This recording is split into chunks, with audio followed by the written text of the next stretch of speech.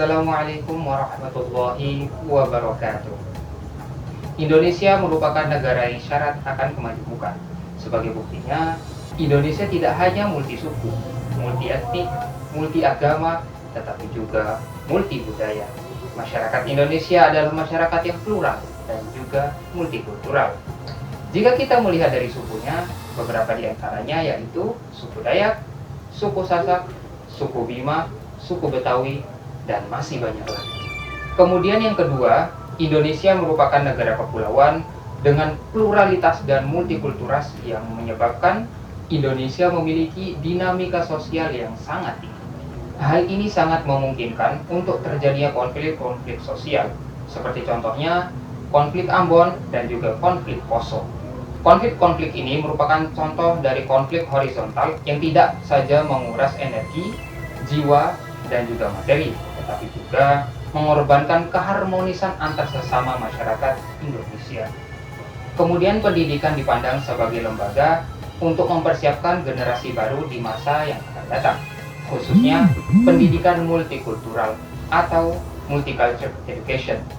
Tentunya generasi baru ini diharapkan mampu hidup layak menurut sistem dan norma yang berlaku, serta mampu hidup mandiri dan menjalankan peran di masa yang akan datang, dan menjadi salah satu faktor penting dalam mengimplementasikan multikultural dalam hidup berbangsa dan bernegara.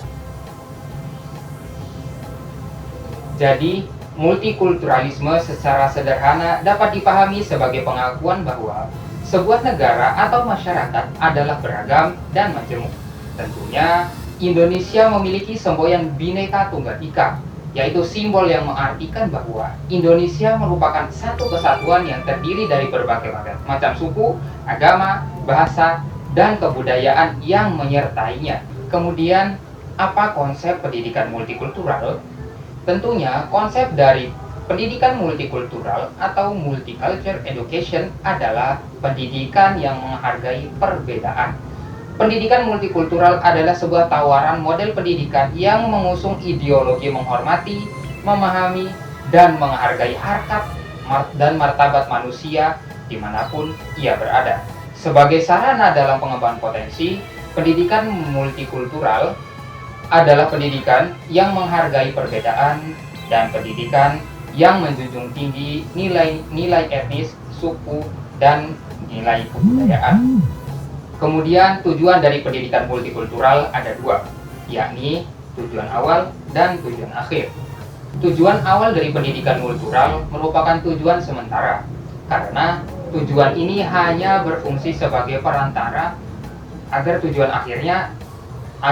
akhir dari pendidikan multikultural dapat tercapai dengan baik.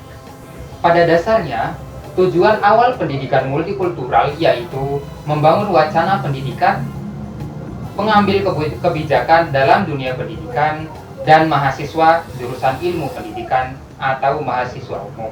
Harapannya adalah apabila mereka mempunyai wacana pendidikan multikultural yang baik, maka kelak mereka tidak hanya mampu menjadi transformator pendidikan multikultural yang mampu menanamkan nilai pluralisme, humanisme, dan demokrasi secara langsung kepada peserta didiknya. Sedangkan tujuan akhir dari pendidikan multikultural adalah peserta didik tidak hanya mampu memahami dan menguasai materi pelajaran yang dipelajarinya, akan tetapi diharapkan juga bahwa para peserta didik akan mempunyai karakter yang kuat untuk selalu bersikap demokratis, pluralis, dan humanis. Karena ketiga hal ini merupakan ruh dari pendidikan multikultural.